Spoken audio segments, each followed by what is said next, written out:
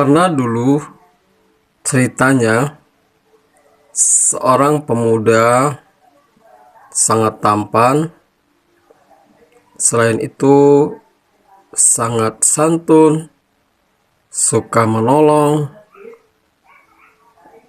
semua kebaikan-kebaikan itu ada pada dia. Sehingga dia itu jadi buah bibir semua orang. Buah bibir pemuda-pemuda yang merasa kalah pamor dengan dia. Jadi buah bibir orang-orang tua yang menjadikan dia sebagai contoh bagi anak-anaknya. Juga buah bibir bagi orang tua yang mendambakan menantu seperti dia.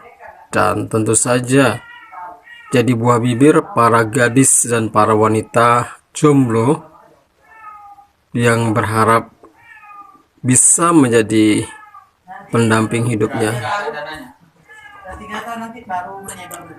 Karena sangat terkenalnya itu, ada seorang wanita itu juga jadi buah bibir bagi semua laki-laki, karena hampir dikatakan semua ada pada dia. Dia cantik, dia kaya, pokoknya semua laki-laki yang pernah bertemu dengannya berangan-angan dan berandai-andai bisa menjadi orang yang paling beruntung mendapatkan cinta dan perhatiannya. Dan si perempuan itu sayangnya adalah wanita yang kurang baik akhlak dan budi pekertinya. Jadi dia itu adalah sang penakluk.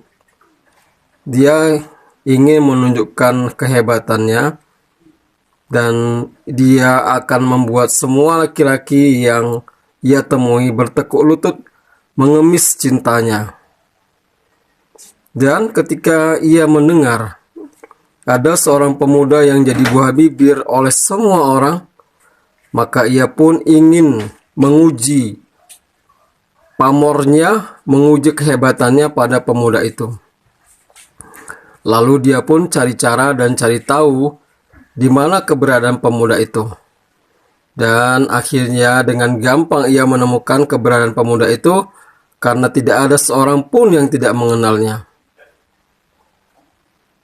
Pada saat itu, si wanita melihat si pemuda sedang berada di pasar.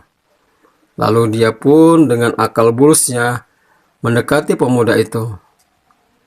Dia menyangka seperti laki-laki lainnya yang jika melihat tatapan matanya dan senyumnya, maka otomatis pemuda itu akan kelepek-kelepek dan mengikuti kemanapun dia pergi. Dan seperti yang sudah-sudah, dia pun tebar pesona. Tapi betapa kecewanya ia tatkala pemuda itu malah menundukkan pandangan matanya dan tidak bergeming dari memandangi tanah. Hatinya sangat kesal. Belum pernah ia merasa kalah, dan ia kali ini merasa kalah sekaligus merasa terhina.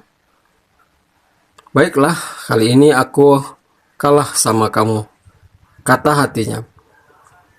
Lalu dia pun hari-hari berikutnya terus melakukan upaya-upaya tersebut. Tetapi tetap saja pemuda itu tidak bergeming dari memandangi tanah dan tidak melirik satu lirikan pun kepadanya. Sekalipun ia kali ini telah mengeluarkan suara emasnya yang merayu-merayu, yang mendayu-dayu, yang syahdu, yang membuat laki-laki semua berkumpul mendekatinya, tapi tidak dengan pemuda itu. Wanita penakluk itu benar-benar emosi, kesabarannya telah habis. Maka dia pun mulai menyelidiki lebih jauh kebiasaan pemuda itu. Ternyata pemuda itu pada jam-jam tertentu melintasi rumahnya, entah kemana, tetapi ia tidak begitu ambil pusing kemana tujuan pemuda itu setiap harinya melintas di rumahnya. Kemudian ia pun menyusun strategi yang sangat licik Kemudian ia menugaskan semua para dayang-dayang di rumahnya untuk mengawasi dan menunggu lewatnya pemuda itu di depan rumah dia. Dan benar saja, seperti waktu-waktu yang biasa, pemuda itu pun melintas di depan rumah wanita penakluk itu.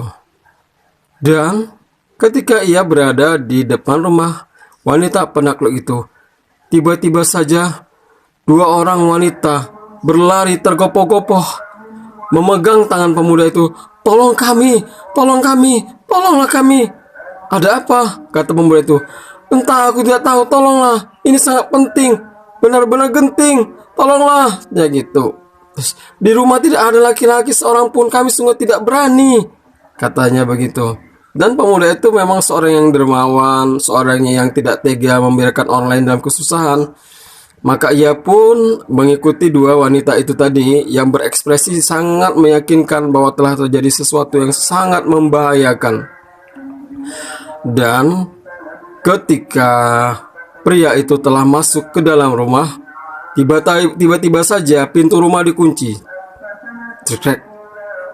Dan ternyata wanita penakluk itu telah berada di dalam rumah itu. Kamu sekarang ada di rumahku. Kamu mau menuruti yang ku mau? Atau aku berteriak agar orang-orang tahu bahwa engkau telah diam-diam masuk ke rumahku ingin memperkosaku? Astagfirullahaladzim, kata pemuda itu. Jadi apa yang kau inginkan? Kau turuti yang aku mau. Kau tahu kan? Kau laki-laki dewasa. Kau sudah seharusnya tahu apa yang ku kehendaki. Kemudian pemuda itu pun beristighfar dalam hatinya. Astagfirullahaladzim, tolong aku ya Allah, selamatkan aku. Tiba-tiba saja dia seperti mendapatkan ide. Lalu ia berkata kepada wanita penakluk itu, baiklah, katanya gitu, tapi aku perlu ke kamar kecil dulu. Aku ingin buang hajat. Dia katakan seperti itu. Wanita penakluk itu pun merasa sangat senang dan menang. Memang aku ini penakluk sungguh hebat. Tidak ada yang tidak tekuk lutut di hadapanku. Apapun yang kuinginkan, pasti aku dapatkan. Begitu kira-kira isi hatinya. Dan dia pun tersenyum-senyum mempersilakan pemuda itu masuk ke dalam kamar mandi. Di dalam kamar mandi, pemuda itu terus berdoa dan memohon petunjuk dari Allah. Apa kira-kira yang akan terjadi nanti sekiranya ia kalah dan takluk dengan wanita itu? Tiba-tiba saja pemuda itu merasa ingin buang hajat besar. Dan ia pun mengeluarkan hajatnya. Dan saat itu juga ia seperti mendapat ide yang gila. Tahu itu kira-kira apa? Ya, seluruh kotoran yang keluar dari dirinya ia lumurkan ke sekujur tubuhnya, ke rambutnya, ke matanya, ke hidungnya, ke seluruh tubuhnya. Tidak ada yang tidak terkena dengan kotorannya itu. Sungguh sangat menjijikkan dan sangat jijik. Sungguh sangat jijik sekali. Dan setelah itu, pemuda itu pun keluar dari kamar mandi dan mengatakannya, "Are you ready?" Kira-kira begitu. Wanita itu sangat emosi dan marah dan sangat jijik. Dia seorang yang sangat bersih dan pembersih. "Kurang ajar kau, gila kau ya. Keluar kau, bangsat kau. Jijik aku lihat kau. Pergi kau." Dia katakan seperti itu sambil melempari apa yang ada di dekat dengannya. Lalu wanita penakluk itu pun menyuruh kedua pembantunya itu, "Bukakan pintu brengsek ini, kurang ajar, jahanam. Keluar kau." Dia bilang begitu, berteriak histeris. Dan laki-laki itu pun terburu-buru dan tergesa-gesa berlari sekencang-kencangnya meninggalkan rumah itu.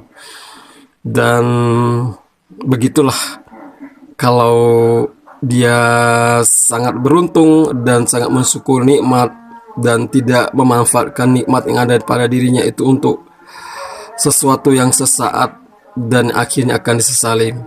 Dan ia pun, pemuda itu, kian harumlah namanya setelah kejadian itu, karena